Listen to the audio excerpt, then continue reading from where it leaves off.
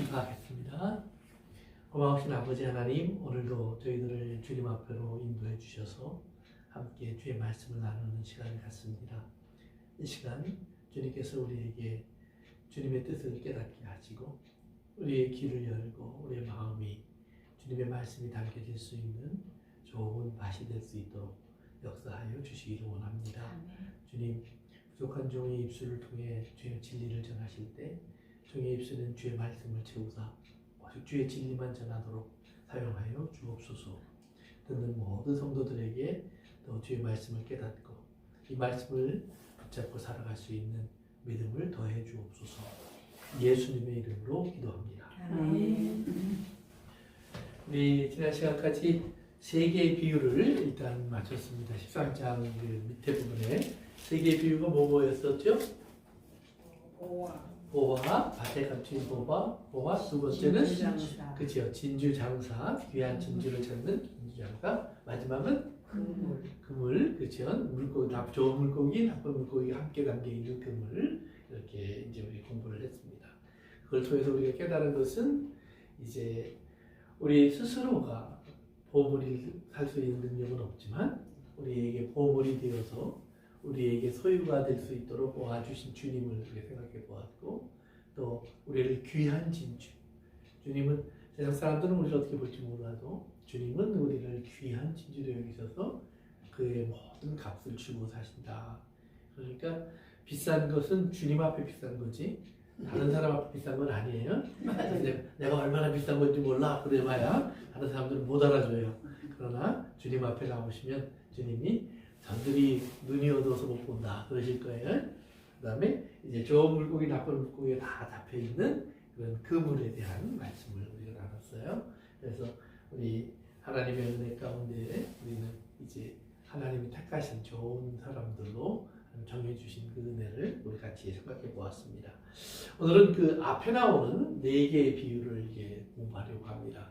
그 중에 이제 우리 첫 번째, 제일 잘 알고 있는 비유 중에 하나죠.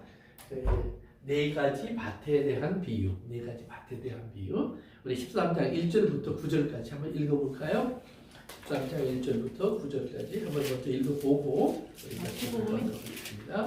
마태복음 13장 1절부터 9절입니다. 다 같이 시작. 그날 예수께서 집에서 나가사 바닷가에 앉으시며 큰 비가 그에게로 모여들면은 예수께서 배에 올라 앉으시고 온몸을 해변에 서 있더니 예수께서 비유로 여러 가지를 그에게 말씀하여 이르시되 씨를 뿌리는 자가 뿌리러 나가서 뿌릴새 더러는 길가에 떨어지매 새들이 와서 먹어버렸고 더러는 흙이 얇은 돌밭에 떨어지매 흙이 깊지 아니하므로 곧 싹이 나오나 해가 돋은 후에 타서 뿌리가 없으므로 말랐고 더러는 가시떨기 위에 떨어지매 가시가 닳아 기운을 막았고 더러는 좋은 땅에 떨어지며 어떤 것은 100배, 어떤 것은 60배, 어떤 것은 30배의 실수를 맺었느니라. 귀 있는 자는 들으라 하시니라.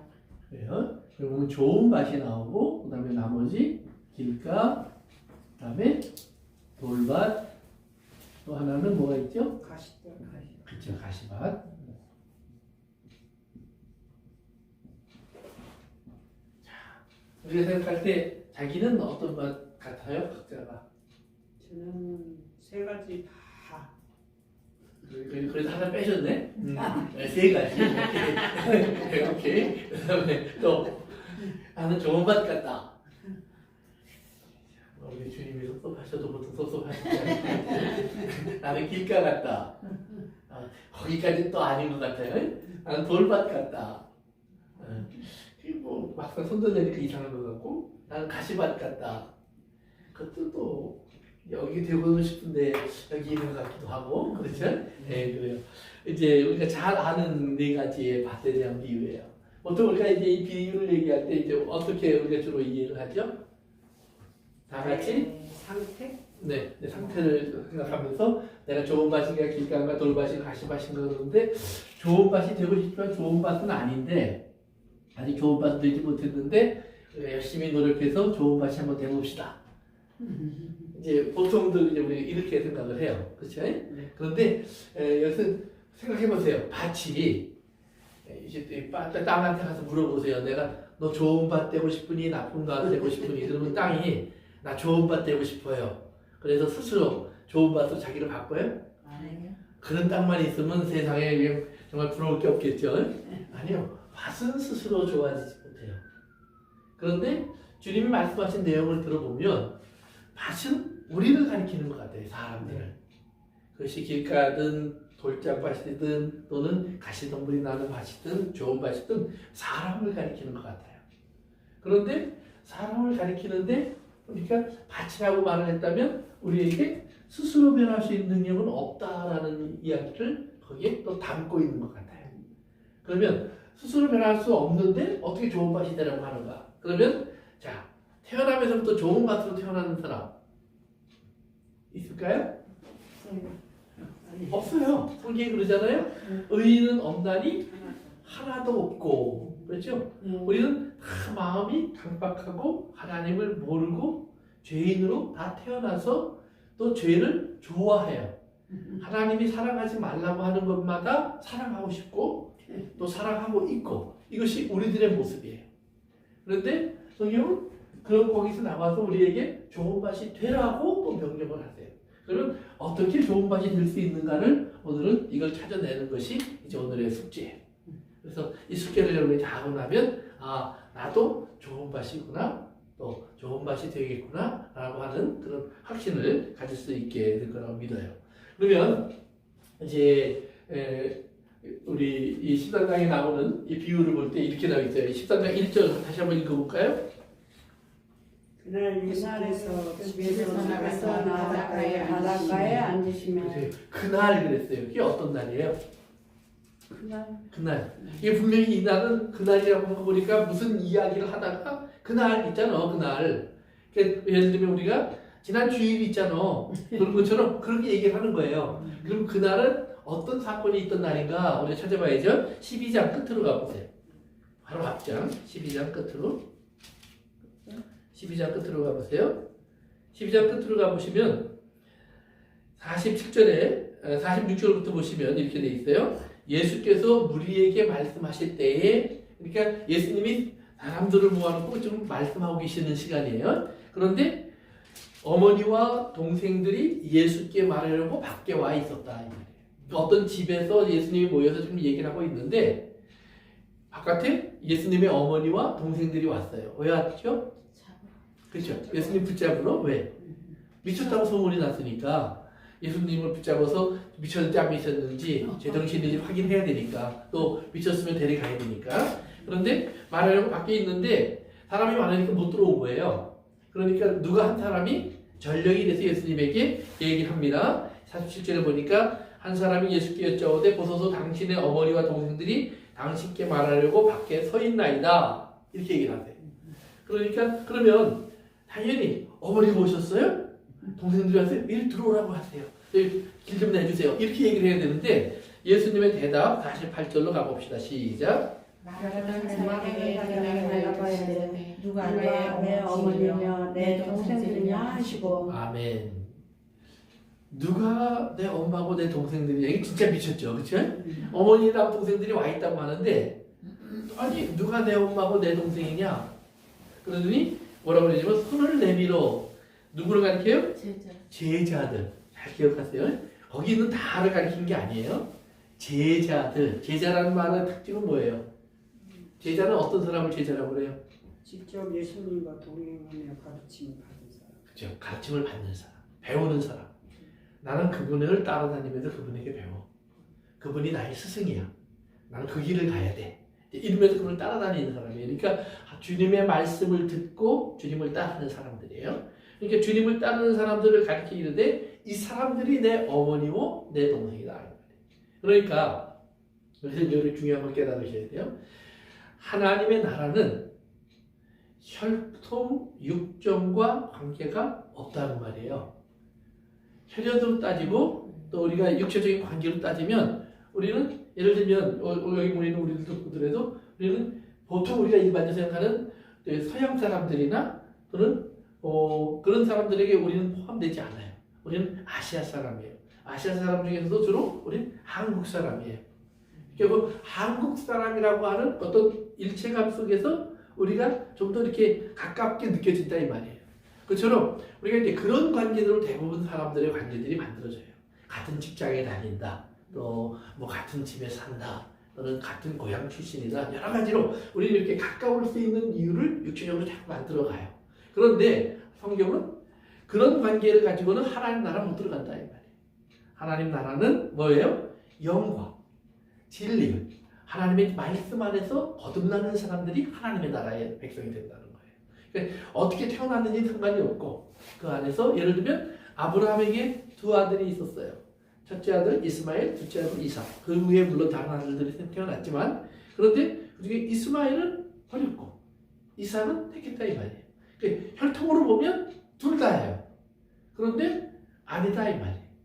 또 이삭에게도 둘이 있었죠. 에서와 야곱. 그런데 에서는 아니고 야곱을 하나님 사랑하셨어요. 그러니까 영적으로는 우리가 볼 때는 이해할 수 없는 사랑을 하나님이 하세요. 둘 다 내 아들인데 아버지 볼 때에는 이삭보다 이스마엘이 더 뛰어나고 또 야곱보다 에서가 더 뛰어나서 이 아들에게 내가 내 이름을 물려주고 내 집안을 물려주고 싶은데 하나님은 자꾸 아니다 그런다 이 말이에요. 그러면서 인간의 눈을 자꾸 그런 식으로 사람들을 보고 판단하고 선택하고 찾으려고 하는데 그런 관계를 가지고는 절대 하나님 나라를 이룰 수 없다. 그럼 교회 안에서도 마찬가지. 신앙생활 하면서 우리가 어떤 사람하고 교회 안에서 내가 친해지면 또는 어떤 사람들이 우리 교회에 있으면 우리 교회가 더 좋은 교회, 힘 있는 교회, 또 이 땅 또 사람들이 볼 때에도 부러워할 만한 그런 뭐 부흥하는 교회, 그런 교회가 될 수 있을까? 그럴 때 우리는 뭘 생각해요? 이런 사람 저런 사람 생각할 때 예를 들면 목사님이 있는데 말 한마디를 하려고 그러면 말이 제대로 안 나와서 여러분 이렇게 하면 설교를 한다고 생각해 보세요. 나는 그 교회 다니고 싶을까? 안 다니고 싶을까? 안 다니고 싶을 거예요. 왜? 그 목사 설교를 일주일에 한 번 듣는 것도 그냥 귀찮아 죽겠는데 성경 공부까지 하자고 또 불러내니까 얼마나 귀찮겠어요. 그러니까 그렇게 힘든다 이 말이에요. 그러니까 우리는 그렇게 본다 이 말이에요. 그렇게. 그런데 하나님은 그렇게 보지 육체적으로 보지 아니하시고 하나님 그의 중심을 보시는 분이라. 중심을 보십니다.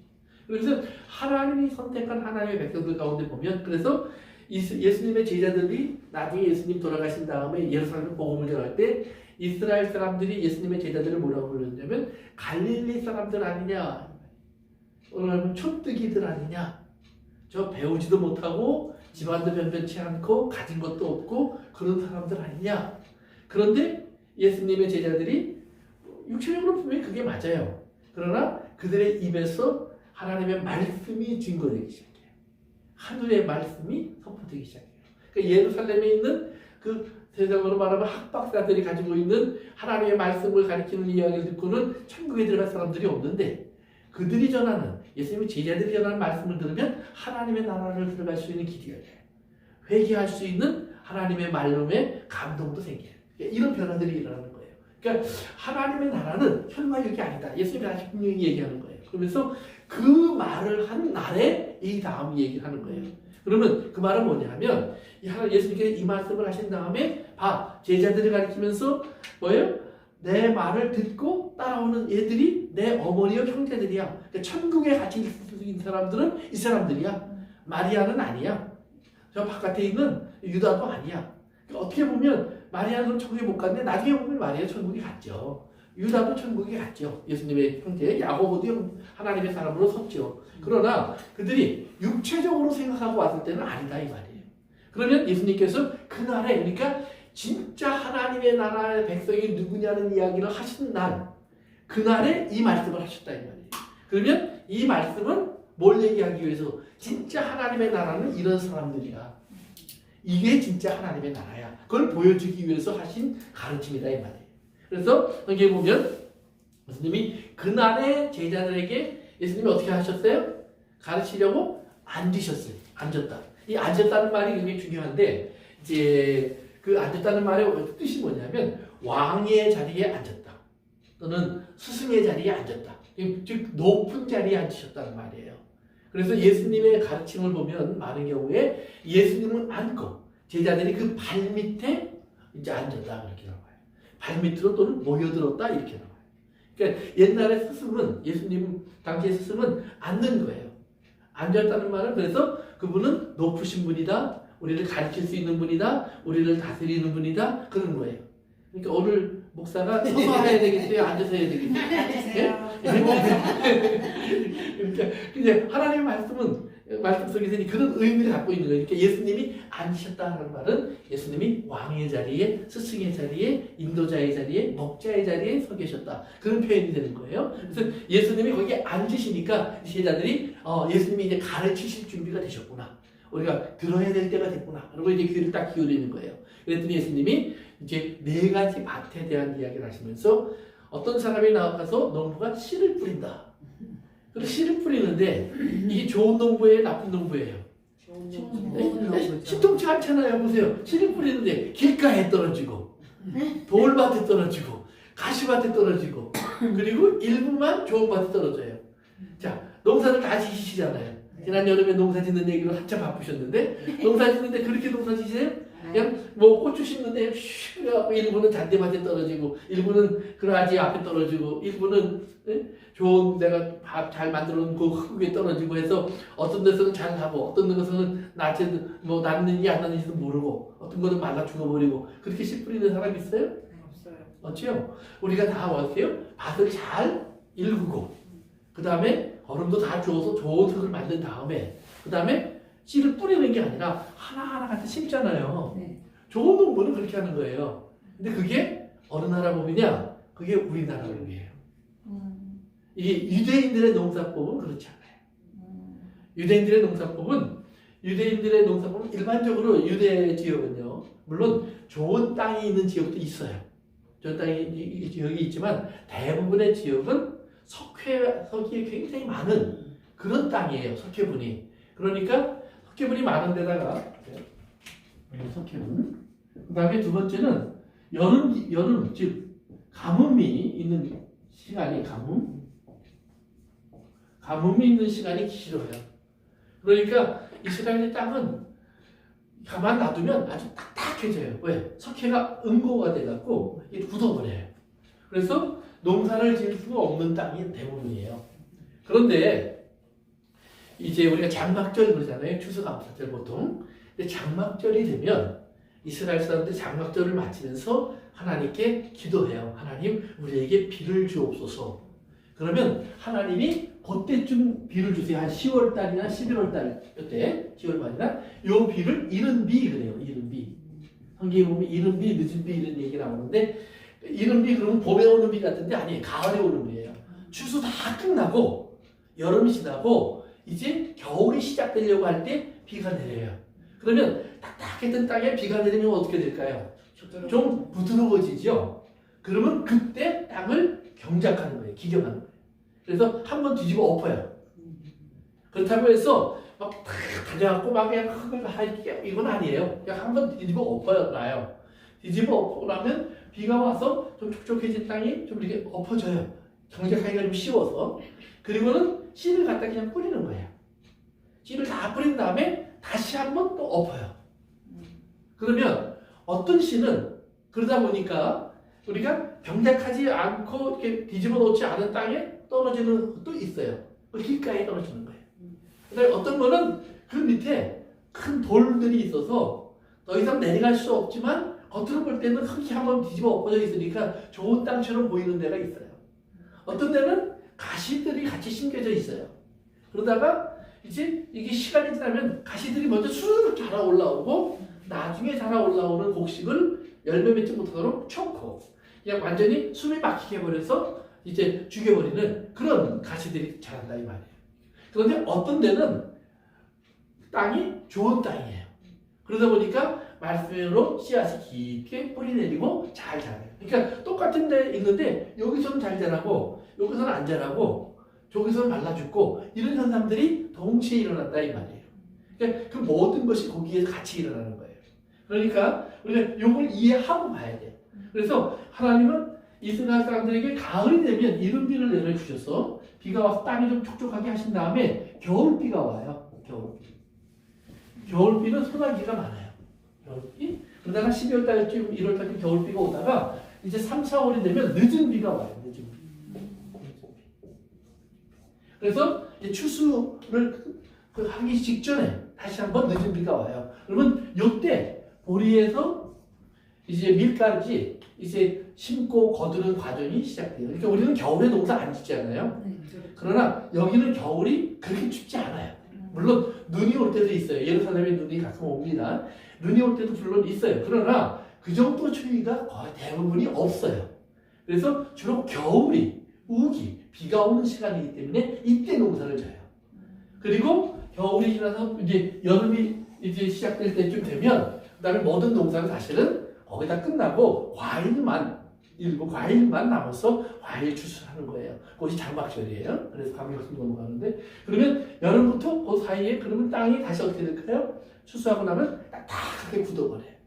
그러니까 이스라엘 사람들은 1년 내내 땅을 이렇게 하는 게 아니라 이 땅을 여름에는 그냥 내버려 두고 그 다음에 이제 늦은 비가 이른 비가 오면 그 시간에 맞춰서 한번 경작하고 씨 뿌리고 다시 한번 뒤집어 엎어서 씨가 심겨지게 하고 그렇게 농사를 짓는 거예요. 그러니까 농사 짓는 방법이 지금으로 우리 생각해 보면 참 원시적인 방법이에요. 하늘에서 내리는 비만 의지하는 건 천수답이라고 하잖아요. 그러니까 보통은 좋은 물을 저수지 같은 데 물을 보관했다가 필요하면 물을 갖다 써서 이렇게 농사를 짓는 건데 이스라엘은 그렇지 못해요. 그 다음에 저수지를 만들 만한 그런 비가 오는 것도 없어요.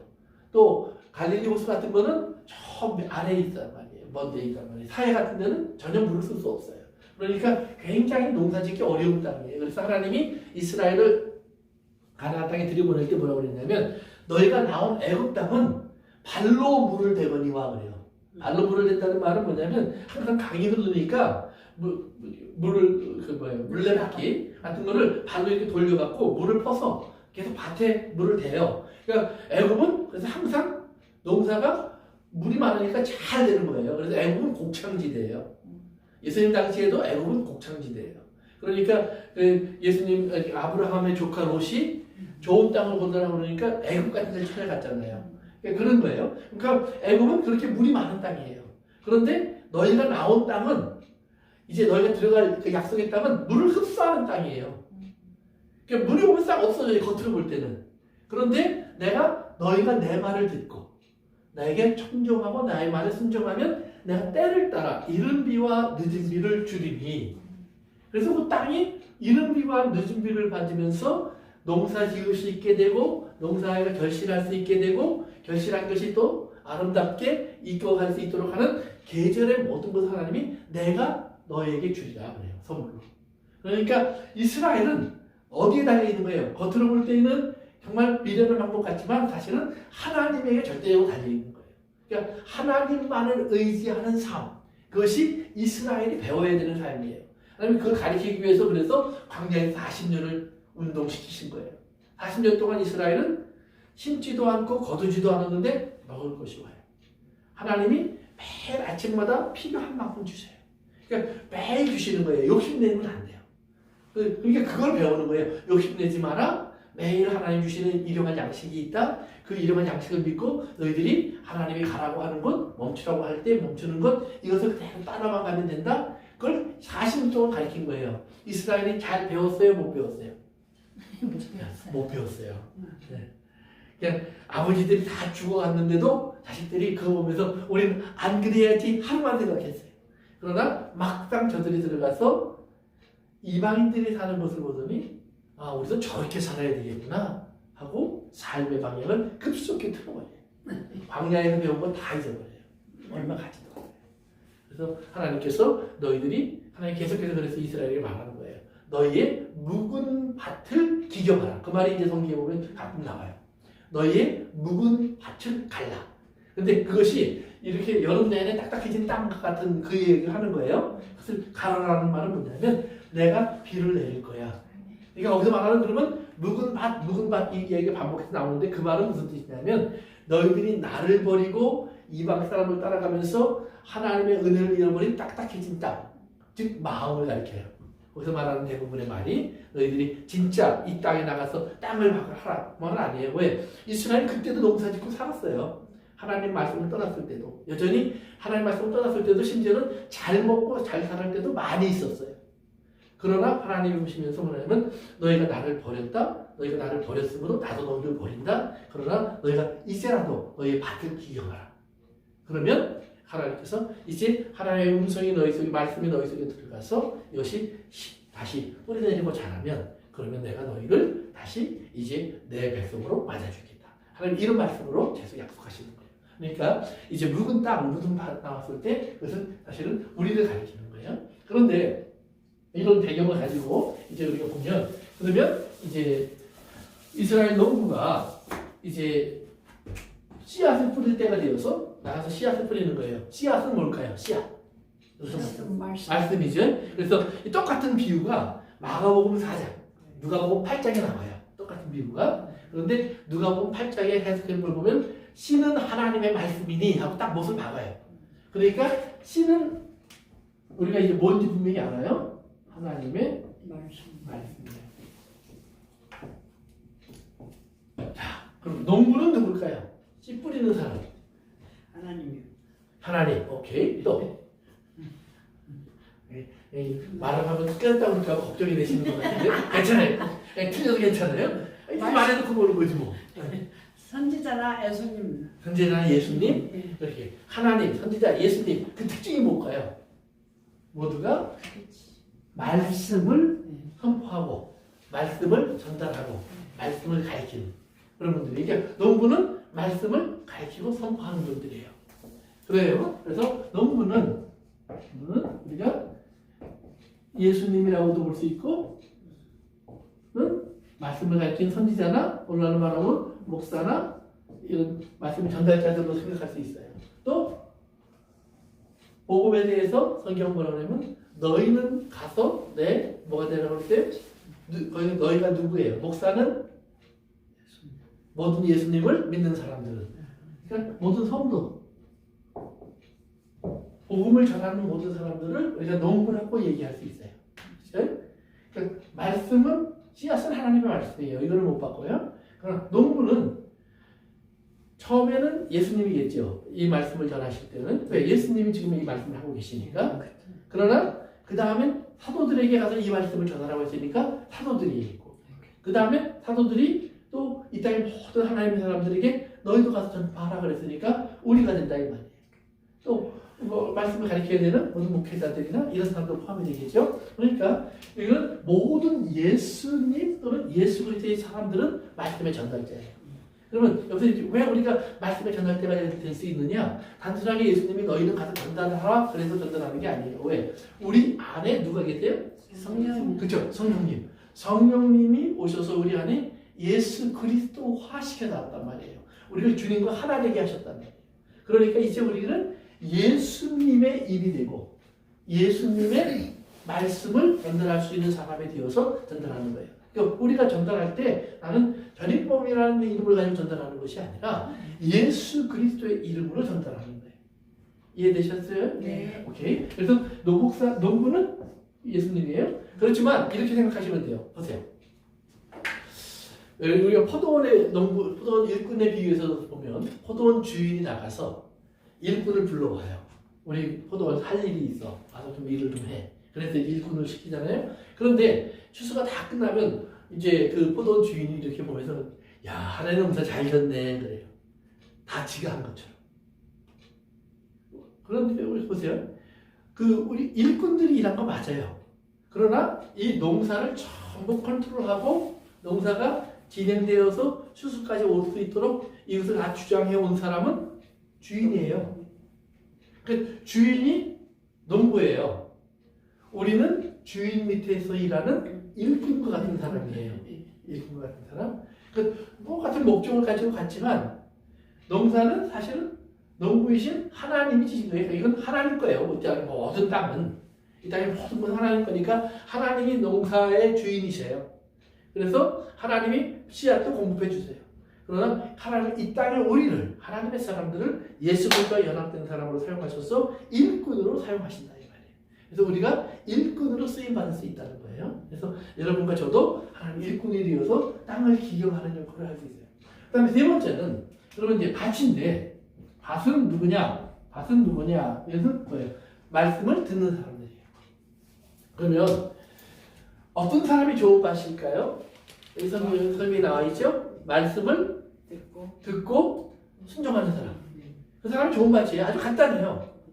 그런데 길가에 떨어진 밭, 씨앗을 보니까 어떻게 나와 있냐면은 길가는 말씀을 들었는데 전혀 관심이 없어요. 무슨 개소리냐. 그러고 지나간다 이 말이에요. 그러면 사단이 와서 탁 먹어간다고 그랬어요.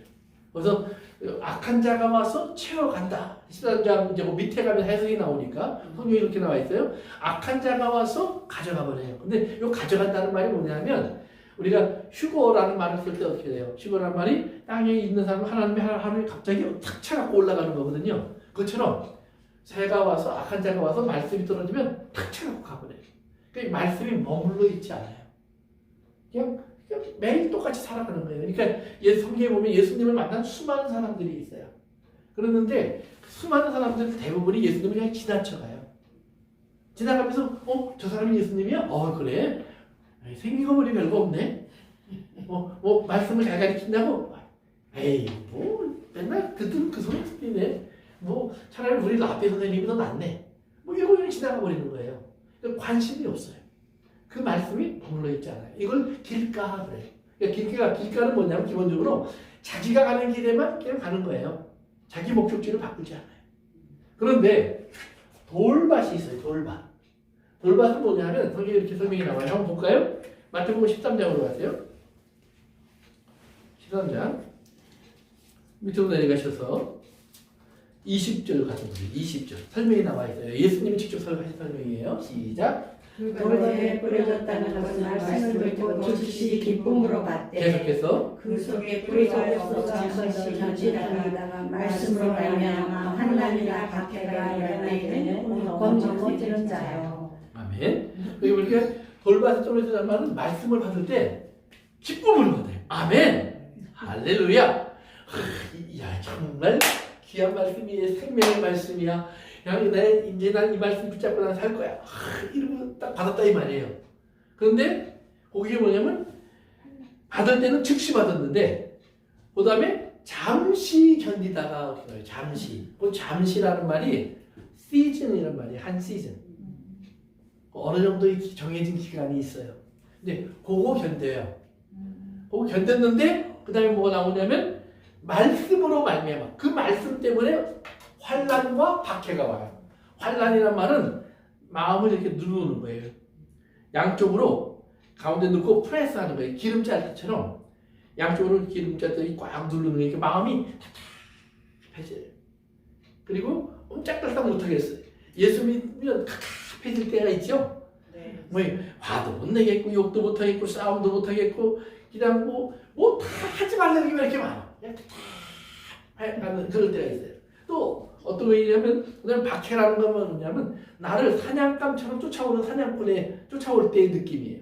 사냥꾼이 날 잡겠다고 막 쫓아오면 얼마나 괴로워요. 우리 집사님 아바타 보고 오셨다고 아까 얘기하셨는데 막 사냥하듯이 막 잡는다고 그러셨잖아요. 이제 그 사냥하듯이 막 잡들어서 막 쫓겨다니는 그 동물의 입장이 되는 거예요. 그러니까 나를 막 말씀 때문에 쫓겨다녀요. 예를 들면 이런 거예요.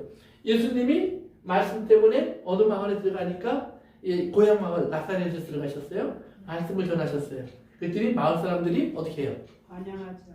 환영하지 않고 받아들이지 않고 그대로 멈춘 게 아니라 저를 끄집어내서요 절벽으로 데리고 가서 밀어버리려고 그랬어요. 예수님이 그 사람들 속에서 나오셨지만 그러나 죽이려고 했다 이 말이에요. 근데 거기서 끝난 게 아니에요. 다른 마을로 가면 그 마을은 또 그래. 곳곳마다. 사도 바울도 복음을 전할 때 처음에 가는 곳마다 유대인들이요 처음에 말씀을 들을 때는 귀를 기울여 듣는 것 같아요. 그런데 조금 지나니까 바울을 싫어하기 시작해요. 그러니까 이 말 안 들을래. 거기서 끝나는 게 아니에요. 바울을 죽이려고 해요. 그러니까 바울이 다른 마을로 가니까 에이 잘 됐네 이래요? 아니면 쫓아갔어요? 이 경우는 쫓아갔어요. 그 마을에 가서 또 죽이려고 해요. 다른 마을로 가면 또 죽이려고 해요. 나중에 빌립보에서 데살로니가로, 베레아로, 아덴에서 고린도로 계속 쫓아다니면서 죽이려고 해요.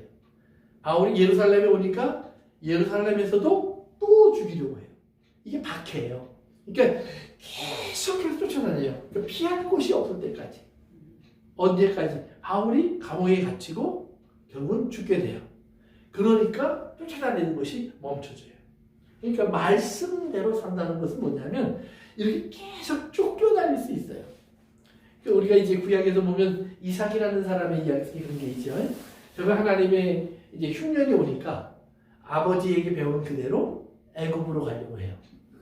이게 왜? 비가 안 와서 너무 어려우니까 물이 많은 애굽 땅으로 가려고 해요. 근데 하나님이 막으셨어요. 가지마. 그리고 뭐라고 얘기하시냐면 내가 너에게 복을 줄 거야. 그러니까 이삭이 그러면 농사를 지어야 되잖아요. 그래서 이렇게 기웃기웃 해보니까 블레셋 사람들이 가진 땅에는 우물이 좀 있어요. 샘물이. 그래서 좀 나눠 쓰자고 그랬더니 우리 쓸 것도 없다고 나가라고 그러는 거예요. 할 수 없이 나왔어요.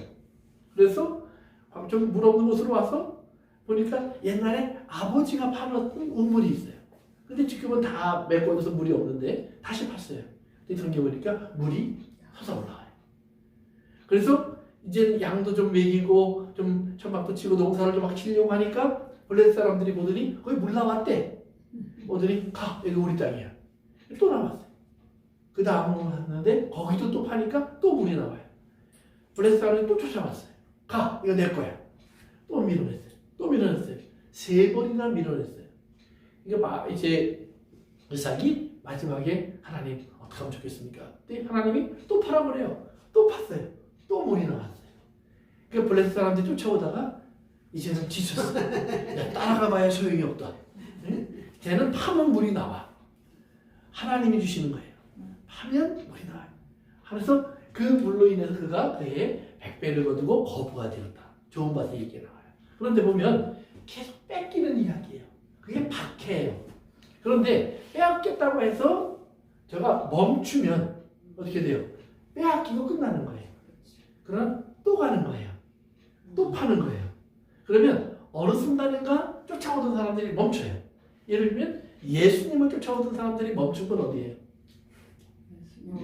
예수님을 죽이려고 쫓아와서 십자가에 못 박아놓고는 됐어.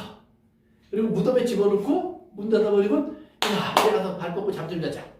그랬는데 예수님이 부활해버리셨어요. 와보니까 빈 무덤이야. 에이 뭐 안 보이니까 됐어. 자기 눈에 안 보이기 시작해요. 예수 부활하신 예수님. 제자들은 보고 막 춤을 추고 그러는데 이 쫓아다니는 사람들은 안 보이니까 아니 안 보이는 건 없는 거야. Out of sight, out of mind. 그래서 잊어버리기 시작해요. 그런데 제자들 속에서 예수님이 터져 나오기 시작해요. 가는 곳마다. 그 제자들의 입에서 예수님이 한 이야기가 그대로 나와요. 얼마 전만 해도 예수님에 대한 이야기 때문에 숨었던 사람들이 길거리에 뛰어나와서 말을 하기 시작해요. 증거하기 시작해요. 우물물이 터지는 거예요. 샘물이 터지는 거예요. 막을 수 없는 물이 터지는 거예요. 그러니까 이 땅의 사람들은 계속해서 그렇게 쫓아와요.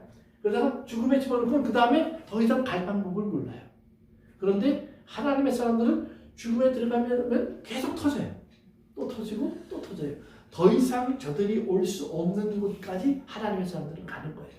그렇기 때문에 하나님의 사람들은 하나님이 이 땅에서 내 있을 곳을 뺏어가셨다고 그러지 않고 하나님이 나 있을 곳을 넓히셨다 그래요. 쫓겨다니는 건 맞는데 실제로는 그들은 하나님의 복음을 더 널리 편만히 전할 수 있게 됐어요. 그래서 바울이 쫓겨갈 때마다 어떤 일이 벌어졌어요? 교회가 세워져요. 빌립보에서 쫓아내니까 데살로니가 교회가 세워지고 데살로니가에서 쫓아내니까 베레아의 교회가 세워지고 베레아에서 쫓아내니까 고린도의 교회가 세워지고 또 고린도에서 쫓아내서 예루살렘까지 왔다가 예루살렘 쫓아내니까 로마로 가고 로마에 앉아서는 편지를 써갖고 오늘 지금까지 우리에게까지 하나님 말씀이 계속 전달되게 하는 일을 하나님이 하시는 거예요. 그러니까 저들이 쫓아올 수 없다 이 말이에요. 가둘 수는 있지만 막을 수는 없어요. 누를 수는 있지만 저들이 우리를 없앨 수는 없어요. 거기서 우리는 터지면 향기가 나오고 터지면 아름다운 주님의 생명의 기름이 흐르고 생수가 흐르는 역사들이 계속해서 만들어진다는 거예요. 그래서 이제 우리는 이제 좀 밭에 대한 이야기를 할 때 깨달아야 할 것이 있어요. 이렇게 길가와 돌밭, 가시밭 이렇게 이제 세 가지가 있는데 아까 길가는 얘기했으니까 돌밭은 뭐냐? 말씀을 기쁨으로 받아요. 기쁨으로 받는데 이렇게 박해가 오면 거기에 에이 나도 할 만큼 했어. 참을 만큼 참았어. 그러니까 베드로가 예수님께 그러죠. 예수님 용서를 내가 7번만 하면 될까요? 이거 왜? 율법은 3번이라고 나와 있거든요. 그러니까 이 베드로가 에이 내가 기분 떴다. 내가 예수님 따라다니니까. 그래서 7번이라고 얘기했어요. 7번씩 근데 7번씩 70번이래요. 그건 세대가 잊어버려요. 내가 400번까지 셌어. 90번만 더 참으면 돼. 그런데 세다가 내가 몇 가지 셌지? 잊어버렸어. 다시 가. 처음부터. 그러니까 기억할 수 없는 용서를 하라는 거예요. 그걸 계속해서 반복하라는 거예요. 그러니까 우리가 하나님의 뜻을 따라가는 일에는 끝이 없는 거예요. 우리가 어디까지 하면 하나님의 순종이 끝납니까? 순종은 죽을 때까지. 그러니까 그러면 보세요. 죽으면 끝나니까 예수님처럼 빨리 죽기를 원하는 사람 손 들어보세요. 내가 하나님께 그렇게 기도해 드릴게. 네, 아무도 없죠. 이게 다 여러분들이 오래 살겠다고 기도를 하고 하나님이 할 수 없이 오래 살려두시는 거예요. 그러나 계속해서 순종해야 될 일을 따라다니시는 거예요. 우리를 하나님께서는 100년을 살든 5년을 살든 10년을 살든 하나님의 뜻 가운데에서 우리가 하나님의 뜻을 이루어가는 사람답게 살 수 있도록 하시는 거예요. 그러니까 거기에는 말씀 때문에 한결같이 핍박과 박해가 따라온다라고 성경은 가르치는 거예요. 이게 없을 거라고 생각하시면 안 돼요. 그런데 보세요. 그러면 이 돌이 뭐냐 생각해 보세요. 돌. 내가 핍박을 받았다고 생각하고 이제 막 도망가기 시작하는데 그 하나님 말씀을 기쁨으로 받았지만 거절하는 사람들의 모습을 보면 사실은 돌은 반석은 예수님이에요. 그들을 막고 서 있는 건 예수님이에요. 왜 말씀을 그렇게 하셔? 왜 우리를 이렇게 끌어오셔? 예수님의 출애굽기에서도 보면 이스라엘 백성들이 하나님이 애굽에 나가라고 하니까 슬펐겠어요? 기뻤겠어요? 애굽에서 나가라고 할 때. 기뻤죠, 처음에는. 10가지 재앙이 쏟아졌고 막 그 마지막 날에는 뭐예요? 장자들 막 짐승들이 죽어갖고 막 사방에서 곡소리가 나는데 한밤중에 하나님이 이스라엘 사람들을 문을 열고 나오게 한 거예요. 그리고 캄캄한 밤인데 하나님이 야 하면서 들리는 곡소리를 듣게 하는데 이스라엘은 올 일이 없어. 이게 무슨 일이야? 그러니까 누가 죽었대, 누가 죽었대, 누가 죽었대, 누가 죽었대. 근데 주변에 보니까 아무도 죽은 자가 없어요. 그래서 하나님이 가라. 그러니까 그들이 얼마나 신났겠어요. 거기다가 또 빈손이에요? 아니에요. 하나님이 애굽 사람들의 집에 가서요. 너 보석 내놔. 너 다이아몬드 내놔. 없는데요. 그러면 내가 어제 와서 다 보고 갔어. 그 이스라엘 사람들이 그 얘기해 보면 하나님이 흑암을 그 전날 주셨거든요. 하면서 애굽 사람들이 앞도 보지 못하고 뒤도 보지 못하고 앉지도 못하고 서지도 못하고 막 이러고 있을 때 이스라엘 사람들은 하나님 빛을 주셔갖고요. 애굽 사람 집을 돌아다니면 다 받았대요. 어디 금고가 있는지 어디 돈 숨겨놨는지. 그리고는 그 다음날 하나님 나가라고 할 때 와서 거기 돈 숨겨놨잖아 내놔. 그럼 다 줬대요. 이스라엘 사람들 얘기예요. 네. 어쨌든 간에 그렇게 이제 이스라엘 사람들은 나왔어요. 이게 기쁨으로 나왔겠죠. 사흘을 걸어왔어요. 사흘을 걸어왔더니 어디로 왔어요? 홍해바다 앞으로 왔어요.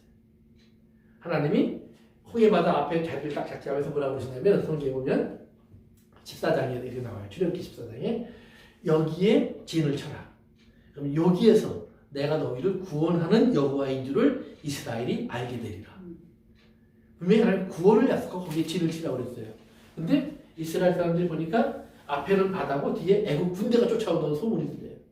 보니까 진짜 군대가 쫓아오기 시작해요. 붙잡히면 죽는 거예요. 그러니까 난리가 났어요. 그러더니 모세를 찾아가서 딱 그러는 거예요. 애굽에 있었으면 우리가 그래도 잘 살다가 죽었을 텐데 죽을 데가 없어서 여기까지 내려왔니? 분명히 조금 전에 하나님 말씀하셨어요. 너희가 내가 너희를 구원하는 하나님인 줄을 알게 되리라. 근데 그거 다 잊어버렸어요. 뭐 때문에요? 박해가 오니까, 핍박이 오니까, 쫓아오니까 다 잊어버렸어요. 그리고 원망을 해요. 그러니까 모세가 하나님 앞에 가서 하나님 쟤들이 보세요. 나 죽일 것 같아요. 하나님이 너 내 말을 잊어버렸구나. 그래. 네 손에 뭘 갖고 있니? 지팡이요. 그것 가지고 홍해 바다를 가리켜라. 모세가 와서 딱 하니까 어떻게 됐어요? 바다가 슉. 근데 재밌는 건요. 바람이 맞바람에 부는 거예요. 성경 동풍이 그래요. 동풍이란 말은 사막 중에서 불어오는 바람이거든요. 근데 이스라엘은 건너서 그쪽으로 가야 돼요. 근데 바람에 맞바람이 부는 거예요. 어떻게? 바다가 갈라질 정도로. 그럼 사람이 그 가운데 건너갈 수 있어요? 없어요? 신기한 게 바람 가운데로 바람길이 생기는 거예요. 양쪽으로 물만 막아서 가운데로 이스라엘은 쭉 지나가는 거예요. 이스라엘이 건너왔어요. 애국군대도 골고들이 따라 들어왔어요. 바람길이 있다. 하나님이 바람아 멈추어다오. 유행가 제목이죠. 바람과 그래서 바람을 멈췄어요. 그때 어떻게 돼요? 하루아침에 애국군대가 다 전멸해요. 이스라엘 사람들이 뒤로 돌아보니까 이 바다가 다시 합치어지더니 얼마 있다 보니까 애국군인들의 시신들이 떠오르고 그들의 마차가 떠오르고 말들이 떠올라요. 거기 보니까 그들이 춤추며 노래해요. 얼마나 좋으면. 그리고는 사흘을 못 가세요. 이번에 뭐가 없어요? 물이요. 물도 없고 먹을 것도 없어요. 그러니까 또 뭐라 그래? 또 죽이려고. 이게 이스라엘. 그런데 그게 성경이 말하는 돌밭이에요. 네, 잠깐 기뻐해요. 좋은 일이 있었으니까. 그런데 그 3일이 한 시즌이에요. 3일 지나니까 그거 다 잊어버렸어. 그러니까 그런 걸 봤으면 하나님이 준비하신 게 있을 거야. 이렇게 나가야 되는데 아니야. 근데 또 어떨 때는요 하나님이 준비하신 게 있을 거야 그러고 기다리면은요 안 와. 이게 사흘만 지나면 오는 줄 알고 사흘을 기다렸는데 안 와. 그래 난 베드로처럼 7일 일주일을 기다렸는데 안 와. 예수님이 490일 오케이 7번에 그래서 1년 반을 기다렸는데도 안 와. 그러면 어떻게 해야 돼요? 아브라함은 25년 걸렸어요. 25년. 그러니까 우리는 언제 올 줄 몰라요. 정하시는 것은 하나님이에요. 우리의 시즌이 언제 끝날지 몰라요. 박해의 시즌, 어려움의 시즌 있긴 있는데 그 시즌이 3일일 수도 있고 일주일일 수도 있고 40년일 수도 있고 또는 한 세대일 수도 있어요. 또는 400년일 수도 있어요. 그건 여러 가지 기간을 얘기해요. 이스라엘 경험했던 어려운 기간들. 우리도 그래서 각자에게 하나님이 주신 시즌이 있어요. 그러니까 내가 지금 편안하다고 고난받는 자들을 우리가 잘못 봐도 안 돼요. 왜? 그 사람은 그 시즌을 지나가고 있는 거예요. 나는 지금 기쁨의 시즌이에요. 저 사람은 지금 눈물의 시즌이에요. 그런데 기뻐하는 자는 더 기뻐하라고 돼 있어요. 그러나 울며 씨를 뿌리는 자는 기쁨으로 달을 거둔다고 또 돼 있어요. 그러니까 지금 내가 어떤 시즌에 있느냐 그건 하나님은 아세요. 그리고 겪는 사람이 알아요. 그러면 우리는 어떻게 해야 되느냐? 겪는 사람을 우리는 보호하고 위로하고 권고하고 도우셔야 돼요. 그 옆에서 절대로 다 지나갈 거야 걱정하지 마 이러면 안 돼요. 참 힘들구나 이러고 같이 있어야 돼요. 나이 지나보니까 3일 금식하니까 해결되더라. 그런 말 하면 안 돼요. 이 사람은 30일 금식해도 해결 안 될 수 있어요. 맞아요. 함부로 말하면 안 돼요. 그 사람의 수준과 아픔 속에 나에게 같이 있어줘요. 아멘. 그리고 주님 나는 사흘 만에 끝냈는데 왜 저분은 3년이 갔는데도 안 끝날까요? 주님 저 사람 불쌍히 여겨주세요. 얼마나 힘들까요? 3일 참는 것도 힘들었는데 3년을 기다리는 게 얼마나 힘들까요? 오히려 더 불쌍히 여기셔야 돼요. 그래서 긍휼적이고 또 우리가 하나님의 마음을 가지고 살피시는 사람 꼭 되셔야 된다는 말이에요. 그래서 돌밭은 그런 거예요. 그 시즌이 있는데 시즌을 못 견뎌요. 그래서 포기한 거예요. 그래서 시즌을 견뎌내셔야 돼요. 시즌을 견디면은요 결국은 바위가 갈라져요. 아멘. 깨어져요. 왜? 예수님은 깨지시는 거예요. 예수님이 이 땅에 오셔도 나 안 깨져서 그러지 않으셨어요. 깨어지셨어요.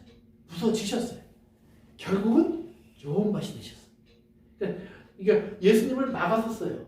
예수님에게 막혔어요. 갈 곳을 몰랐던 이스라엘이 막상 예수님의 하나님의 말씀 앞에 다시 한번 깨닫고 보니까 예수님이 계속 깨어지고 계시는 모습이 보여요. 예수님이 깨어지시면서 그들을 자꾸 한 걸음 더 나가게 자꾸 길을 열어주시는 거예요. 그래서 그런 하나님의 은혜를 돌려받아야 되는 발견합니다. 세 번째는 가시밭이. 가시밭은 자라는데 가시가 먼저 자라는 거예요. 그래갖고 찔러요. 지금 우리가 보면 가시나무처럼 이렇게 하고 이렇게 해서 이렇게 이게 아니라 가시 덩굴이에요. 가시 덩굴 속에 씨앗이 자라서 이렇게 싹이 올라와서 지금 열매를 맺었다는 말이에요. 그런데 가시가 삐쭉 나와요. 그래서 열매를 맺지 못하게 해요. 그러니까 자라요. 그런데 그러면 요 가시가 왜 생기느냐? 그걸 설명이 또 나와요. 가요. 13장으로 갑니다. 마태복음 13장. 아까 있는 또 돌짝과 바로 밑에 22절 시작. 다시 예수께서 가진 것은 말씀을 따르는 세상의 영화와 재물을 여기고 말씀이 막혀 결실하지 못하는 자예요. 아멘. 뭐가 나오냐면 세상의 염려와 재물의 유혹. 그 다음에 누가복음에 보면 그걸 재물, 향락 이렇게 얘기해요. 향락. 그러니까 이 땅의 것들은 즐겁고 쾌락적인 것. 그러니까 부자가 항상 부자 옆에 나오는 말이 있어요. 뭐냐면 저가 먹고 마시고 잔치해요. 우리가 요한계시록 공부할 때도 음료. 요한계시록 17장 18장에 음료는 얘기 나왔었죠. 음료가 좋은 옷 입고 포도주 마시고 그 다음에 금은 진주 보석을 해서 꾸미고 뭐예요? 파티예요. It's party time. 예? 그러니까 사람들이 그 파티에 참석하려고 온 세계에서 구름같이 몰려들었어요. 다 같이 취하고 있어요. 그런데 하루아침에 하나님이 그 음료를 심판하세요. 그러니까 심판이 올 때까지는 음료가 최고예요. 그렇죠? 아니 그렇게 좋은 세상이 어디 있어요? 하나님의 백성들은 그때 어디가 있어요? 광야에. 하나님의 백성들은 쳐다보고 있는 거예요. 어떻게 보면 부러워. 속으로 나도 여기 좀 가면 안 될까? 하나님 갔다 오면 안 될까요? 갔다 꼭 올 거예요. 네? 갔다 올 건데 갔다 오면 안 될까요? 이러고 싶은 마음도 생기기도 한다 이 말이에요. 맞아요. 그런데 막상 심판날이 오는 걸 보더니 아이고 안 가길 잘했네. 아멘. 안 가길 잘했네. 그때 깨닫는 게 우리예요 사실은. 그렇지만 주님께서 우리에게 자꾸 권고하시는 거예요. 너희가 그런 말씀을 통해서 하나님이 우리에게 뭘 보여주세요? 거기에 그런 함정이 있어. 너희 거기 빠지면 못 나와. 묶이면 못 나와. 너희가 지금 깨어 경성에. 꿈속에 빠지지 마. 깨어 있어. 그러니까 깨어 있다는 말이 뭐냐면 주님 앞에 주님을 만날 준비를 지금 하고 있어. 그러면 주님을 만날 준비를 하고 있다는 말은 뭐냐면 주님 다시 오실 거 난 믿어요. 이 밤에도 오실 수 있다고 난 믿어요. 그 믿음 갖고 사는 거예요. 어떤 사람은 기름을 준비하라고 그러는데 기름. 그런데 기름은 주님 오신 다음에도 나중에 보니까 가서 사갖고 왔어요. 기름은 팔아요 세상이. 그러나 중요한 건 주님을 기다리는 마음은 세상이 못 팔아요. 이거예요. 중요한 것은 주님을 기다리는 마음이 있기에 기름을 준비한 거지. 주님을 기다리는 마음 없이 기름 아무리 사와봐야 소용없어요. 그러니까 아무리 이런 은혜를 경험해봤어, 이런 환상을 봤어, 이런 능력을 경험했어, 병에서 하나님 고쳐주고 이런 거 아무리 많이 경험해서 소용없어요. 왜? 주님 오실 날을 기다리지 못하면 우리의 믿음은 나을 것이에요. 우리가 어떤 자리에 있든지 어떤 환경에 있든지 난 주님 오시는 것이 기다려져. 난 주님을 만나고 싶어. 그러니까 때로는 부자보다 가난한 자가 복이 있는 거예요. 보세요. 부자가 주님 오늘 오세요 그러는 사람 보셨어요? 없어요. 이 땅에서 시집가고 장가가고 꼭 그런 게 나오는 거예요. 시집가고 장가가고 그럴 때 내일 결혼할 사람이 주님 오늘 오세요 그리고 소원 비는 사람 맞어요? 아니죠. 내일 날씨 좋게 해주세요. 이 사람 저 사람 나와서 즐거운 파티가 되게 해주세요. 사고 없게 해주세요. 이렇게 기도할 줄 몰라도 주님 내일 오세요. 이렇게 기도하지 않는다. 집 짓는 사람이 집을 막 아주 멋진 집을 짓고 있어요. 주님 이 건물 내가 들어가서 하루라도 살기 전에 꼭 오시면 안 돼요. 내가 들어가서 며칠은 살아본 다음에 오세요. 이렇게 기도하지 그 전에 오라고 안 한단 말이에요. 그러니까 노아 시대와 같다는 말을 하면서 주님이 그 말을 하세요. 결혼하고 시집가고 장가가고 집 짓고 그 다음에 장사하고 사업하는 거예요. 사업하는 사람들은 계속 사업을 키울 생각을 해요. 그런데 주님 그러면서 내가 투자를 막 해놨어. 근데 주님이 내일 오신대. 그럴 줄 알았으면 투자했겠어요? 아니면 그거 갖고 다른 거 했겠어요? 다른 거 했겠죠. 네. 그러나 주님을 기다리는 사람으로서 내가 사업을 했으면 주님 오시는 날까지 그 사업을 하는 것은 뭐예요? 순종이에요. 결혼 준비를 하고 내일 결혼식을 준비했어도 주님 오늘 오셔도 나는 그것이 내가 기다리는 일입니다 라고 기다리는 신부면 괜찮을 거예요. 그런데 문제는 오시면 안 돼요 그러는 게 문제라고. 그러니까 이 가시밭은 부자와 아주 연결되어 있어요. 그래서 자기가 많은 것을 갖고 누리고 그리고 즐길 수 있는 사람일수록 가시밭이에요. 그러니까 그들에게는 왜 가시밭이냐? 성경을 한 번 더 읽어봅시다. 한 번만 읽어봅시다. 우리 예수님을 제사하려고 이제 예루살렘에 오시는 모습이 나와요. 예수님이 태어난 다음에 마리아와 요셉이 예수님 아기 예수를 데리고 예루살렘으로 왔어요. 결례를 행하려고. 25절 같이 읽어봅시다. 시작. 예루살렘에 시므온이라는 사람이 있으니 이 사람은 의롭고 경건하여 이스라엘의 위로를 기다리는 자라. 성령이 그 위에 계시다. 계속해서 그가 주의 그리스도를 보기 전에는 죽지 아니하라는 성령의 지시를 받았더니. 아멘. 시므온이라는 사람이 예루살렘에 있었는데 나이 많은 분인데 그분에게 하나님이 말씀해 주셨어요. 네가 죽기 전에 그리스도를 만나리라. 이스라엘의 메시아를 만난다는 약속을 하신 거예요.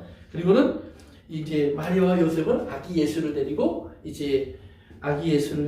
성전에 와서 결례를 행하려고 하는 거예요. 이제 아이 태어나면 드리는 제사가 있어요. 또 어머니가 이제 아이를 낳고 산에 아이를 낳았으니까 4주가 지나면 몸이 정결해져요. 그러니까 그때 하나님 앞에 와서 이제 성전에 와서 예배드리는 그런 예식을 갖는 거예요. 근데 27절에 보니까 부모가 율법의 이야기대로 관례대로 행하고자 그 아기 예수를 데리고 올라왔어요. 근데 시므온이 그 아기를 자기가 안아요. 그리고는 하나님을 찬송하면서 이제 내가 주의 구원을 보았습니다. 주님.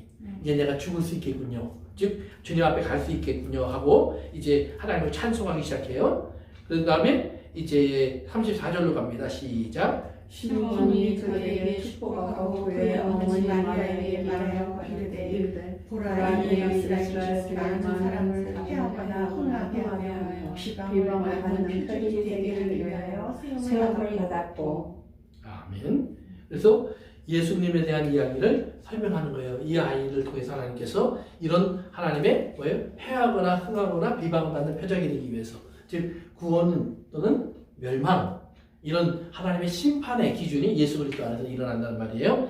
35절 시작. 또 하나님의 마음을 제대로 하여 이는 여러 사람의 마음의 생각을 드러내려 함이라. 아멘. 그러면서 예수님으로 인해서 사람들의 마음이 어떻게 돼요? 칼로 찔리듯이 아니라 가시가 예수 그리스도를 통해서 나오는 말씀이 가시가 되기도 한다 이 말이에요. 그럼 이 가시에 찔리면 사도행전 2장에 보면 이스라엘 백성 사람들이 이 바이드로를 통해서 하나님 전하는 말씀을 듣고 성경은 마음에 찔려 그랬어요. 그래서 회개해요. 쪼개져요. 그런데 사도행전 7장에 가면 스테판이 전도하는 말씀을 듣고 이스라엘 사람들이 마음에 찔려요. 근데 어떻게 해요? 그 다음에 귀를 막고 소리를 들으며 저놈 죽여라. 즉 찌르는 가시는 칼은 하나님의 말씀이에요. 근데 하나님 말씀이 나를 찌르는데 어떤 사람은 말씀을 들으면 기쁨이 돼요. 그리고 하나님께 돌아올 수 있는 말씀이 돼요.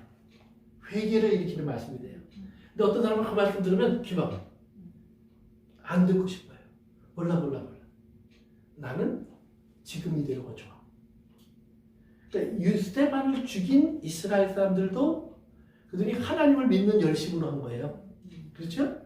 근데 하나님을 믿는 열심인데 하나님의 말씀을 들어서 틀렸으면 그것은 내가 잘못 가고 있구나.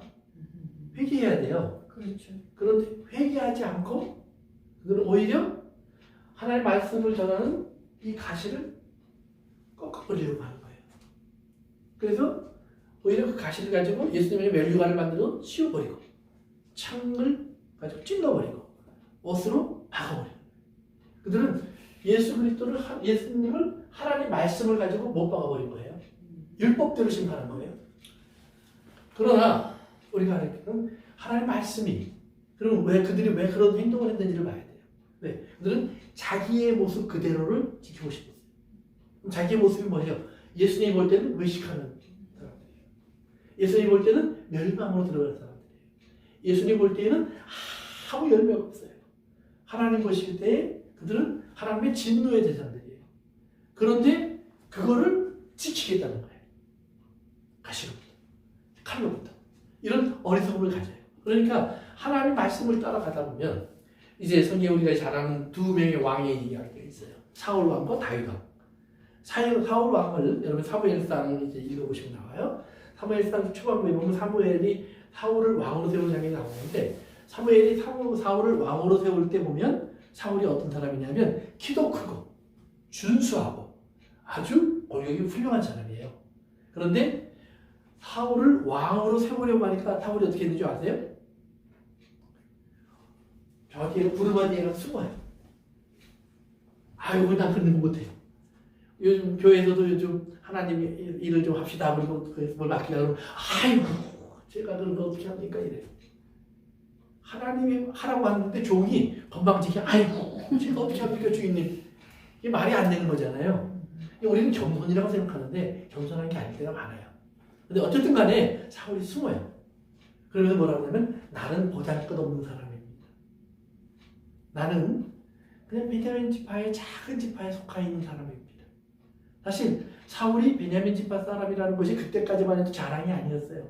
나중에 사도 바울은 나는 이스라엘 가운데 베냐민 지파의 사람이요 하고 자랑으로 얘기했지만 사울 왕이 세워질 때의 사울은 자랑거리가 아니었어요. 왜냐하면 얼마 전에 보면 그 사사기에서 베냐민 지파 사람들이 아주 참혹한 죄를 저질러요. 하나님의 사람의 그 부인을 겁탈하고 밤새게 먹이고 그리고 그를 죽여서 갖다 버려요. 그래서 그 하나님의 사람이 그 여자 자기 죽은 이게 첩이에요. 첩의 시체를 토막을 내갖고 이스라엘 12조각을 보내요. 그걸 보고 이스라엘이 모여서 무슨 일이냐. 그러니까 이런 참혹한 일이 있었다. 그러니까 그렇다면 그 사람들은 살려두면 안 되지. 그래서 이스라엘 사람들이 힘을 합쳐서 베냐민 지파하고 전쟁을 해서 베냐민 지파를 전멸시켜요. 그렇지만 다 없어지면 안 되니까 300명 정도를 살려놔요. 그리고 하나님 앞에서 탄식하는 거예요. 하나님은 12를 주셨는데 우리가 하나를 없앨 수밖에 없었습니다. 그리고 우리가 맹세하기를 저들에게 우리의 딸들을 주지 않기로 맹세했습니다. 저들은 이제 없어지는 지경에 도달했습니다. 어떻게 하면 좋겠습니까? 그리고 막 탄식하는 장면이 나와요. 그러니까 어떤 사람이 이제 지혜를 내갖고 우리가 이제 모여서 축제하는 날 여자들이 막 춤추면서 갈 때 300명으로 숨어 있다가 거기 옆으로 지나가는 사람들 잡아가서 결혼하라고 해라. 그래서 베냐민 지파가 멸망하지 않고 유지가 되는 거예요. 그러니까 베냐민 지파 그러면 그 기억이 남아있는 거예요. 얼마 전에 그랬던 참혹한 죄를 진 지파. 그리고 이스라엘 속에서 진멸당할 뻔한 지파. 그리고 별 의미도 없는 사람. 이런 존재로 떨어졌어요. 그런데 거기에서 사울을 하나님이 붙잡아서 왕으로 세우려고 하니까 사울이 우리 지파도 별거 아니고 나도 그런 자신 없습니다. 그리고 숨어버리는 거예요. 근데 하나님이 그를 불러내서 기름 부어줘요. 그런 재밌는 거는 하나님 기름 붓고 왕으로 세우니까 하나님이 도우셔서 가는 곳마다 승리해요. 가는 곳마다 승리하기 시작하니까 어느 순간인가부터 사울이 잊어버리기 시작해요. 예, 내가 과거에 어떤 사람이었는지. 그리고 지금 가진 것만 생각하는 거예요. 그리고 가진 것을 지키기 위해서 그러니까 다윗이라는 자기 아들의 라이벌이 보여요. 그러니까 다윗을 죽이려고 하는 거예요. 그리고 다윗을 지키려고 하는 자기 아들의 태도를 이 미련한 놈아, 꼭 네 엄마처럼 미련하다. 못된 건 다 지 엄마 닮은 거예요. 그래서 다 지 엄마 닮았다고 욕을 해요. 그러면서 사울이 그 길을 가요. 나중에 사울이 죄를 져요. 하나님이 한 번, 두 번 기회를 계속 죄를 지니까 사무엘이 어느 날 사울에게 하나님께서 당신을 버리셨나이다 그래요. 그러니까 사울이 그때 사무엘을 붙잡고 내가 잘못했습니다 그러지 않아요. 내가 죄가 있어도 백성들 앞에서 내 체면은 살려주고 가십시오. 그러니까 죄가 있으면 회개해야 되는 거예요. 맞아요. 그런데 회개 안 해요. 자기의 체면이 죄가 있다는 사실보다 중요한 거예요. 왜? 죄는 보이지 않는 하나님과의 관계예요. 체면은 누구와의 관계예요? 그렇죠? 사람. 백성들이 보고 있어요. 군인들이 보고 있어요. 가족들이 보고 있어요. 내가 왕이에요. 나를 왕 대접해 주십시오. 사무엘이 거절하다가 결국은 할 수밖에 없어서 사울과 함께 제사를 드려요. 하나님 앞에. 그리고 돌아가요. 그래서 하나님이 사울을 버린 것 때문에 슬퍼하면서 금식해요. 그러니까 그런 장면이 소개해야 돼요. 그게 사울이에요. 그러니까 갖기 전에는 참 겸손했어요. 그러니까 지 모습 그대로니까. 그러니까 그것이 겸손한 게 아니에요. 원래 그런 사람이니까. 그런데 갖고 나니까 변해요. 그 말은 뭐냐면 교만이 그 안에 자리 잡고 있었다는 말이에요. 이게 안 없어져요. 그러니까 왕으로는 점점 더 강해지고 궁궐을 차지하고 그리고 부귀 영화를 누리고 있지만 사실은 하나님 앞에 어떤 열매도 맺지 못해요. 하나님 말씀이 그를 버렸어요. 계속 찌르고 있어요. 그러니까 하나님 말씀을 들으면 불편해요. 자꾸 죄를 생각나게 해요. 그러니까 사무엘과 친구가 되려고 할까요? 안 할까요? 안 하겠죠. 그 말을 듣기 싫은 거예요. 사울 옆에 하나님 말씀을 하는 사람들이 없어지기 시작해요. 그런데 다윗은 반대예요. 왕에 대해서 큰 죄를 져요. 그러니까 하나님이 선지자를 보내서 죄를 지적해요. 칼로 찔러버렸어요. 그랬더니 다윗이 칼로 찔러니까 쓰러져요. 난 죽었습니다. 그래서 시편 51편 같은 걸 보면 하나님 나는 죄인입니다. 죄인입니다. 죄인입니다. 그 말을 계속해서 반복해요.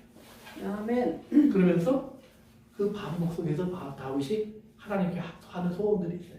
그렇지만 하나님 우슬초로 나를 씻어주세요. 주의 피로 나를 정결케 해주세요.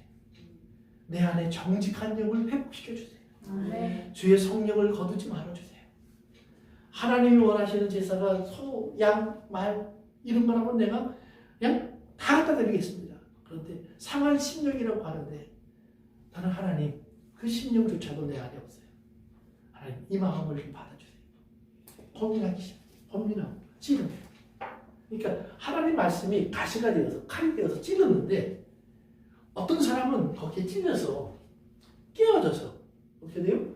하나님의 사람으로 우뚝 서는 기회가 돼요. 근데 어떤 사람은 거기에 찔려서 하나님의 말씀은 점점 사라져요. 그런데 금, 은, 보석, 세상의 명예, 자랑, 신분, 지위 자꾸 쌓여가요. 그것이 열매를 맺는 거예요. 우리가 우리가 보통 세상 사람들이 말하는 부욕, 풍욕, 하나님의 복이라고 말하는 것을 이렇게 앞에 놓고 이게 하나님이 보여야 돼요. 아, 이게 진짜 하나님 거구나. 이게 주님 거구나. 근데 부자는 자기가 가진 것이 많아서 주님 게 아니에요. 11조 드렸잖아요, 주님. 아니, 3조 뭐 하나님 한다니까요. 그러나 자기가 더 많이 남겨 먹어야 돼. 자기가 부자가 있으면서 할 수 있는 일이에요. 그러나 너 가난해져야 돼. 그러면 못하는 거예요. 그래서 길가, 돌밭, 가시밭은 우리의 삶 속에서 어느 순간인가 다 가지고 있는 모습이에요. 그런데 좋은 맛이 되는 사람들이 있어요. 어떤 사람들이냐? 주님이 나를 경작할 수 있게 하는 사람. 주님 와서 나를 때려 부수세요. 주님 나를 칼로 찌르세요. 그래서 오늘 우리가 이제 우리 13장으로 다시 가봅시다. 마태복음 13장. 마태복음 13장 다시 가봅시다. 우리 10절부터 잠깐 보시면요 이렇게 나와요.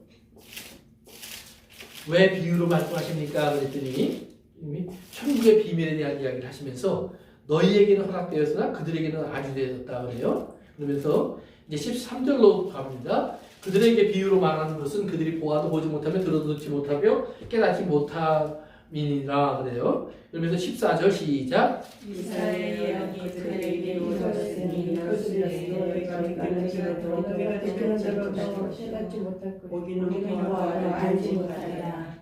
이 계속 있어요. 완악하여서 완악하여서 귀를 듣기에 준하고 눈은 그를 쓰고 눈은 가봤으니 눈으로 보고 귀를 듣고 마음으로 깨달아 돌이키며 내게 고침을 받을까 두려워함이니라. 아멘, 아멘. 다, 이 노래는요, 합창도 있고, 중창도 있고, 도대로 쏟고 있고, 다 있는 거예요. 그러니까 전혀 상관이 없어요. 다 알아들었어요. 그렇죠? 이게 이사야서 6장의 말씀이에요. 이사야서 6장의 말씀. 하나님이 이사야라는 선지자를 불러 세우시는데, 그때가 언제냐면, 우시아라는 왕이 죽었어요. 우시아는 하나님의 뜻을 이루기 위해서 개혁을 일으켰던 왕이에요. 그래서 이스라엘이 좀 제대로 되나 보다 그랬는데, 죽었어요. 그래서 우시아가 죽자, 이스라엘이 엉망진창이 되기 시작해요. 그리고 아수리아가 막 제국으로 등장하면서 이스라엘을 풍전등화가처럼 협박하기 시작해요. 그런 와중에 이사야가 마음 답답하니까 성전으로 올라가서 기도하는 거예요. 하나님, 어찌하면 좋겠습니까? 근데 하나님이 하나님의 나라를 보여줘요.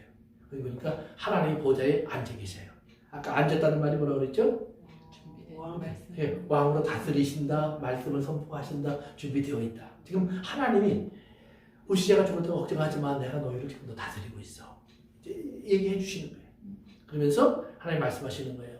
내가 이스라엘에 전달할 말이 있는데 누가 갈까? 그랬더니 이사야가 주님, 내가 여기 있나이다. 나를 보내소서. 물론 그 전에 이제 우리가 잘 아는 대로 입이 더러운 사람이 하나님을 만나서 난 죽었습니다. 이랬으니까 하나님이 이제 불 갖다가 입술을 정결하게 해주시는 그 장면이 나와요. 근데 어쨌든 넘어가고요. 그러면서 이제 나를 보내소서. 이사야가 그래요. 하나님이 가라. 그런데 네가 가서 해야 될 일이 있는데 내 말을 전하는데 내 말을 전하면서 그들이 보지 못하고 듣지 못하고 깨닫지 못하게 하라. 그런 법이 어디 있어요? 차라리 전하지 말지. 전하면서 보지 못하고 듣지 못하고 깨닫지 못하게 하라. 그러려면 왜 가서 전화해? 그러면서 내가 저들에게 하나님의 진노를 쏟아부을 걸 얘기하세요. 그러면 하나님, 저들이 보지 못하고 듣지 못하고 깨닫지 못하고 내버려두면 안 되지 않아요? 그랬더니 때가 있다. 때가 있다. 그러면 언제까지입니까? 그랬더니 여기 보면 6장을 계속 읽어보시면요. 저들이 다 깨어져서 이방 나라로 다 포로로 잡혀가고 나라가 다 무너지고 나서야 그때서야 저들이 나를 찾을 거다. 그때까지다. 예수님이 이 땅에 오셨을 때도 마찬가지예요. 오늘 이 말씀을 하고 계시는데 사람들이 예수님을 보면서 누구는 돌아왔어요. 그렇죠? zak개오도 돌아왔고 또 거지였던 바디메오도 돌아왔고 남에서부터 속임했던 사람도 돌아왔고 자기 딸이 귀신 들렸던 이방 여인도 돌아왔고 뭐 나인성의 과부도 돌아왔고 많은 사람들이 돌아왔어요. 또 동시에 이스라엘의 공회, 지도자들, 바리새인들, 사두개인들, 서기관들, 제사장들 돌아오지 않았어요. 안 돌아왔을 뿐만 아니라 뭐예요? 철벽이 돼요. 강철 같은 걸 만들어요. 그래서 예수님이 전하는 말씀이 통통통통 다 튀어나와요. 한마디도 들려오지 않아요. 그들은 예수님의 말씀이 들려지면 들려질수록 죽여야지. 이렇게 된다 이 말이에요. 예수님을 통해 그들이 어떻게 돼요? 더 어두워지고 더 답답해지고 더 깨닫지 못하고 더 하나님 말씀을 들을 수 없는 사람이 되어버려요. 근데 그렇게 돼야 돼요. 왜? 그러고 나니까 하나님 어떻게 하세요? 저들이 그래도 소망을 갖고 있던 예루살렘을 예수님 돌아가신 다음에 한 세대가 지나면서 다 파괴시킨 거예요. 예루살렘 성이 없어졌어요. 지난 시간에 붉은 소에 대한 얘기 잠깐 물어보셨는데 붉은 소는 이스라엘 사람들이 죄를 정결케 하는데 꼭 필요한 소 중에 하나예요. 제물 중에 하나. 왜? 붉은 소를 태워서 제물을 만들어서 그걸로 뿌려줘야 죄가 정결하게 되는 거예요. 구약으로 따지면. 그런데 우리는 그 붉은 소가 필요 없어요. 왜? 이미 예수님의 보혈로 우리 뿌림을 받았기 때문에. 그래서 그 붉은 소도 결국 예수님을 상징하는 거예요. 근데 어쨌든 간에 이스라엘 사람들이 그런 생각을 하는 거예요. 그래서 이스라엘 사람들은 예수님을 보면서 더 예수님을 죽여야 된다는 생각을 해요. 어두워져요. 캄캄해져요. 그러니까 듣지 못하고 보지 못하고 고침받지 못해요. 그런데 반대로 고침받는 사람들이 있어요. 누구예요? 그렇죠? 바디메오 어떻게 했어요? 주님 나를 불쌍히 여기소서. zak개오 예수님 얼굴이 다 볼까? 이랬어요. 수로보니게 여인은 자기 딸이 귀신 들렸다고 예수님을 사람들이 조용히 하라고 해서 막 소리 질러요. 불쌍히 여겨주시옵소서. 내 딸이 죽게 되었나이다. 예수님이 변화산에서 내려올 때 밤새도록 제자들이 귀신을 쫓아내려고 했던 한 아들을 둔 아버지가 있었어요. 아무도 고치지 못했어요. 아버지가 예수님에게 와서 할 수 있거든, 하실 수 있는 방법이 있으면 좀 해주세요 그래요. 그랬더니 예수님 뭐라고 그래요? 그렇죠. 할 수 있는 게 뭐야? 난 당연히 할 수 있지. 당연히 할 수 있지. 그러면서 믿는 자에게는 불가능이 없느니라 그래요. 그랬더니 그 아버지 갑자기 믿음이 생겼어요? 아니요. 주여 내가 믿나이다. 믿음이 하나 생겼어요? 뭘 믿냐면 내가 믿음이 없는 것을 믿나이다. 믿음이 없는 것을 도와주소서. 내가 믿음이 없는 걸 도와주실 수 있는 분이 주님인 것을 내가 믿습니다. 그 말을 해요. 내가 믿나이다. 믿음이 없는 것을 도와주소서. 그러니까 예수님이 데려가라. 그러고 고쳐주세요. 그러니까 여기서 부자는 예수님이 이런 얘기를 할 때마다 탁탁 막아요. 나는 병들지 않았으니까. 나는 귀신 안 잡혔으니까. 나는 부자니까. 나는 장님 아니니까. 나는 안진뱅이 아니니까. 나는 병 안 들었으니까. 나는 문득병 아니니까. 그러니까 그들은 예수님을 자꾸 내버려요. 그런데 여기 보면 예수님이 마태복음 8복에서 그렇죠. 마음이 뭐해요? 가난한 자는 복이 있어요. 그럼 가난한 사람은 가만히 있어서 복이 있다는 얘기일까요? 아니에요. 가난하면 달라고 그래요. 주님 나를 불쌍히 여겨주세요. 가난하면 불쌍히 여겨달라고 그래요. 그러면 불쌍히 여김을 받아요. 의에 줄이고 목마른 자는 복이 있나니 그랬어요. 목마르고 배고프면 가만히 있어요? 아니요. 달라고 그래요. 지나가는 사람이 마시고 있는 거라도 당장 죽을 것 같으면 제발 나 물 한 모금만 주세요. 달라고 그래요. 애통하는 사람? 위로받고 싶어요. 그런데 위로해주는 사람이 대부분들은 창을 싫어서 그렇지 위로가 안 돼서 그렇지 위로받고 싶은 건 맞는 거예요. 근데 위로받고 싶어요. 그러니까 애통하는 사람은 위로받고 싶어서 하나님께 간구하고 배고픈 사람은 하나님께 배부름을 위해서 간구하고 양식을 위해서 가난한 사람은 하나님의 풍요를 위해서 간구한단 말이에요. 그런 사람들에게 하나님은 하나님의 응답을 주시는 거예요. 하나님 응답이 오니까 부유해지죠. 풍요해지죠. 넉넉해지죠. 배고프면 이겨나가죠. 그러니까 그것이 천국이에요. 천국은 하나님이 있지. 너 가난한데 나 있지. 맞지? 너를 사랑하지. 너를 돌보고 있지. 그게 나야. 너는 내 사랑받고 있는 거 알겠지? 아멘. 그것이 천국이야. 아멘. 그런데 부자는 전혀 딴 짓을 합니다. 그러니까 좋은 맛은 사실은 우리가 이 어떤 상태에 있더라도 좋은 맛이 될 수 있어요. 사실은. 길가로 가다가 어느 날 사고가 났어요. 그리고 아니네. 이를 돌아보니까 저기 주님의 뒤통수가 좀 보여요. 예수님! 그러니까 예수님이 너올 줄 알아서 빨리 와. 빨리 불러주실 수 있다는 말이에요. 벌처처럼 박해의 핍박 때문에 내가 나 주님 못 믿겠을 것 같아요. 그리고 막 불평하고 원망해요. 근데 이스라엘 사람들이 광야 나라에서 원망할 때마다 하나님이 자주 그랬어요. 죽여버리자. 없애버리자. 그러면 또 모세가 안 됩니다 그래요. 모세가 안 됩니다 그래도 안 죽였는데 예수님이 저들을 불쌍히 여겨주시옵소서. 저들의 죄를 저들이 알지 못합니다라고 기도해 주셨어요. 하나님이 얼마나 잘 들어주실까요? 그렇죠? 우리는 얼마든지 돌밭에서 좋은 밭으로 바꿔주실 수 있어요. 가시밭에서 좋은 밭으로 바꿔주실 수 있어요. 예수님 우리를 위해서라면 가시덤불을 뽑아요. 즉 자신이 대신 찔려버려요. 우리의 그 탐욕을 예수님이 대신 찔려주세요. 그리고 우리에게 너 네가 가진 게 없는 거 이제 알겠니? 그러면 가난한 자가 돼요. 애통하는 자가 돼요. 의에 주의로 목마른 자가 돼요. 그러면 천국이 너의 것이야. 그게 네가 가진 보물이야.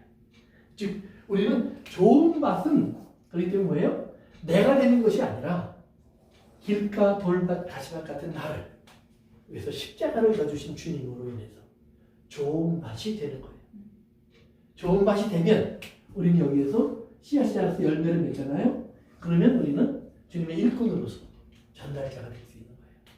그것이 100배, 60배, 30배예요. 어떤 사람들은 100배 그러니까 이러는데 여러분 고추 하나 심어서 100배를 얻으면 고추씨 하나 얻어서 100배를 얻으면 잘 농사진 거예요? 못 진 거예요? 잘진 거죠. 에이 고추 하나 따보니까 그 안에 3, 40개씩 나오던데 씨앗이 고추 그러면 3개만 달리면 돼요. 하나 심어서 옥수수 하나 심어서 100배면 열매가 옥수수 하나만 달리면 돼요. 꽃이 아니에요? 뭐가 있는지 알아요? 그런 사람이 있다니까. 그래서 다 그래요. 그러나 보세요. 옥수수도 하나 심었는데 100배만 달리면 옥수수 하나면 돼요. 그러나 우리 수십 개, 열댓 개 달려야 될 거 아니에요. 그러면 100배는 많이 달렸다는 얘기를 하는 건 아니에요. 그러나 열매를 맺는다는 말을 강조하는 거예요. 네가 생각하는 것보다 훨씬 많은 열매를 맺을 거야. 너의 능력보다 훨씬 더 큰 열매를 맺을 거야. 30배, 60배, 100배. 오늘 우리는 30배인지도 몰라요. 우리는 100배짜리인지도 몰라요. 60배짜리인지도 몰라요. 그러나 100배짜리나 30번짜리나 다 그놈이 그놈이에요. 어떤 부분으로 큰 차이가 없는 거예요. 그렇지만 귀한 것은 절대로 사라지지 않고 열매를 맺는 거예요. 풍성한 열매를 맺는 거예요. 주님의 그 귀한 약속을 깨달으셔서 우리가 좋은 말씀이기 때문에 이것은 만들어지는 거예요. 아멘. 만들어지는 거예요. 돌을 깨고 길가를 뒤집어 엎고 가시덤불을 뽑아내면서 만들어지는 거예요. 그 과정 속에서 우리는 길가였던 나, 돌밭이었던 나, 가시밭이었던 나를 좋은 것으로 바꾸기 위해서 수고하신 주님의 십자가의 수고를 기억하는 거예요. 아멘. 그러니까 우리 밭을 기경하는 이 쟁기는 십자가예요. 가서 밀고 나가시는 거예요. 그래서 우리를 기경해내시는 주님. 그래서 좋은 밭을 만들어주신 주님. 그러면 우리는 어떻게 화답해야 돼요? 아멘. 그러니까 주님이 우리를 불러주실 때 아멘. 아멘. 주님이 주시는 말씀에 네. 우리가 순종하고 나를 맡겨나가는 훈련하세요. 제발. 그거 안 하고 안 된다고 하지 마세요. 절대로 안 되는 사람도요, 군대 가면 돼요. 왜? 때리니까. 근데 하나님이 좋은 말로 한대요. 우리가 하나님의 음성에 응답할 수 있는 우리가 되길 바랍니다. 기도하겠습니다. 예. 아버지 하나님 감사합니다. 오늘도 저희도 다시 한번 주의 말씀을 우리가 생각하면서 진짜 하나님의 나라의 백성이 누군가 생각해 봅니다. 예수님을 잡으러 왔던 마리아와 그 형제들처럼 우리도 예수님 앞에는 길가요, 돌밭이요, 가시밭일 수밖에 없는 우리의 모습을 봅니다. 그러나 주님, 이제 주님이 십자가로 경작해내는 그 은혜를 우리가 입기를 원합니다. 그래서 이제 우리 안에 심겨진 하나님의 말씀이 좋은 열매 맺는 귀한 삶이 되어지기를 원합니다. 아멘. 주님 우리를 사용하여 주옵소서. 아멘. 예수님의 이름으로 기도합니다. 아멘.